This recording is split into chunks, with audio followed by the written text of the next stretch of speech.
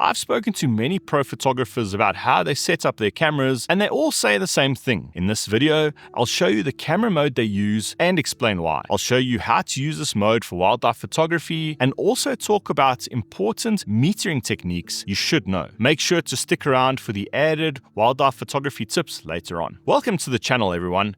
My name is Mark Dumbleton and I'm a professional wildlife photographer from South Africa. I publish videos every Sunday about all things relating to wildlife photography. So if that sounds interesting to you, please consider subscribing to the channel. Before I talk about the camera mode professionals use, it's important to understand exposure. Exposure consists of three factors: aperture, shutter speed, and ISO. There are numerous videos about the exposure triangle available online, so I won't bore you with excessive information about it, but as wildlife photographers, we need to react swiftly to situations and minimize the need to adjust camera settings. Aperture control is crucial for achieving desired background rendering and subject focus. Wide apertures blur backgrounds, while narrow apertures increase the depth of field. To set aperture, use aperture priority mode. Shutter speed is crucial in freezing action or intentionally blurring action. Different subjects require different shutter speeds. For instance, a bird in flight requires at least 1/3200th of a second, whereas a resting leopard requires a much slower minimum shutter speed. To set shutter speed, use shutter priority mode. Because I want full control over aperture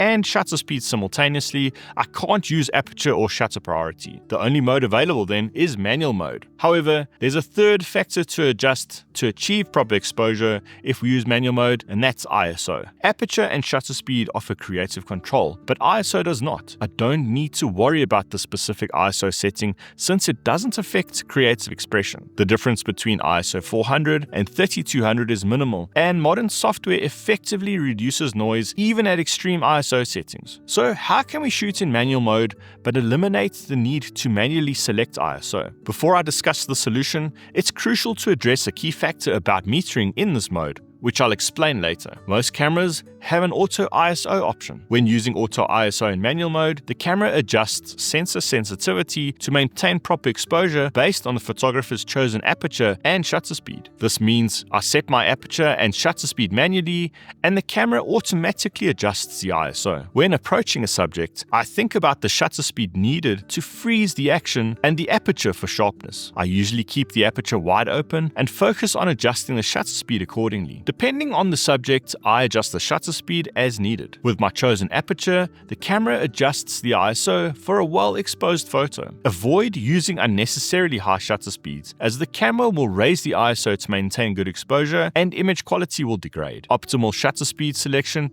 is crucial. As a starting point when out in the field, set the aperture wide open and dial in a shutter speed that will render most subjects sharp, such as 1/800th of a second, depending on light availability. Do this so you can react quickly to an opportunity without needing to make any adjustments. When setting up auto ISO, consider the maximum ISO setting. This allows you to set a maximum ISO value you're comfortable with that the camera won't exceed. However, if the camera reaches this limit and requires more light, it will start underexposing the photo. In such cases, adjust the aperture or slow down the shutter speed to correct the exposure. Now, everything I've spoken about is useless if you don't meter the scene correctly. Two important factors to consider when exposing a photograph: which metering mode to use and how much exposure compensation to dial in. Yes, exposure compensation works in manual mode with auto ISO, and it's absolutely necessary. If you're shooting a relatively low contrast scene, you won't have much issue achieving a good exposure with any metering mode and zero exposure compensation. In more extreme situations, such as a subject in light with a dark background or a subject in shade with a light background, the camera will have a tough time rendering a properly exposed photo for this reason. A camera meters a scene by measuring the amount of light present across the frame or parts of it, depending on the metering mode used. It then calculates a suitable exposure. In our case, the ISO setting is automatically adjusted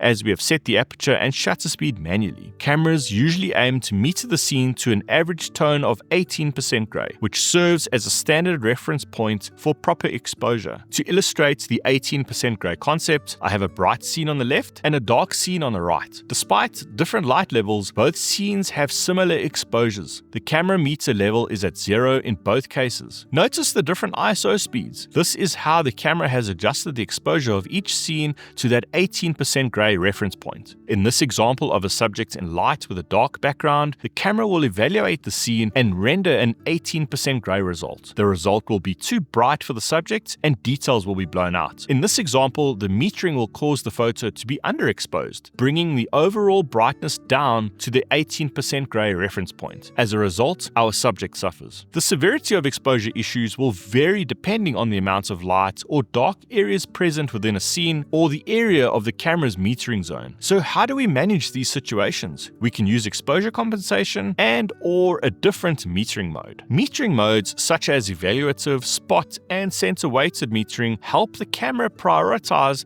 different areas for exposure calculation, and this can work to negate some exposure issues. My preferred method, however, is to use matrix or evaluative metering mode and to use exposure compensation. As a general rule of thumb, if the overall appearance of the scene is darker and the subject is in light, underexpose the photo by 1 stop using exposure compensation. If the overall appearance of the scene is bright with the subject in shade, overexpose by 1 stop to maintain the brighter appearance and avoid underexposure. Adjust exposure compensation further for more extreme situations. Make use of the highlight warning on your camera, especially on mirrorless cameras, as well as the histogram. These are essential tools to help evaluate exposure and eliminate issues.